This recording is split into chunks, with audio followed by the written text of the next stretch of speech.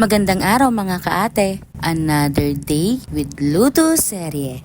For today's video nga mga kaate ay samahan niyo ako magluto ng mixed seafood. Bali ngayon nga lang ako makakapagayak ng ganaring luto, pero wari ko naman ay talaga namang napakasarap neri. Lalo nga't ari seafood. Bali ari nung nakarang araw pa at ngayon ko lang ho maya upload. Bali ang ginawa ko nga ho muna ay pinakuluan ko muna ho ari mga seafood. Tapos nga ho yung sweet corn. Bali ang seafood nga ho na alagay ko din ay hipon, tahong at pusit. Pagkatapos ko nga hong mailaga ng kaunti ay nagisa na rin nga ho ako. Balang inuna ko nga ho ay butter. Tapos sinunod ko ho ang bawang. Tapos naglagay nga rin ho ako ng tomato paste. Tapos oyster sauce. Bali nga ho ngayon nga nila ho kami makakatikim ng garning luto. Dati naman ho ang seafood nga ho namin ay nasa lata laang. Pero ngayon nga ho ay nakakabili na tayo ng ganito. Kahit nga ho pa unti-unti lamang. Dahil ang importante nga ho ay natitikman natin yung mga dating hindi natin ho natitikman o nakakain. Bali naglagay din nga ho ako ng 2 bote ng Sprite. Tapos sinunod ko na rin ho itong mga hipon. Tapos sinalo-halo ko lang ho ito para naman ho kumapit yung pinakanso sa kanya. Tapos sinunod ko na rin ho ang mga tahong at hinalo-halo ko lang ulit ho ito. Nagkamali pa nga ako ng napaglagyan dahil nga ho malito yung ating kawali at hindi ko nga ho mahalo ng mabuti itong aking niluluto. Kaya bali hindi ko na ho napakita sa video dahil napagkalimutan ko na rin hong i-video. Inilipat ko ho muna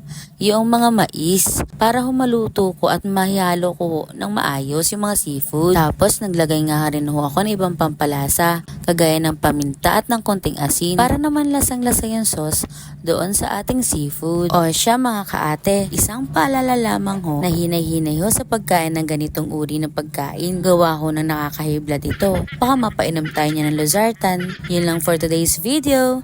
Salamat sa pananood. God bless.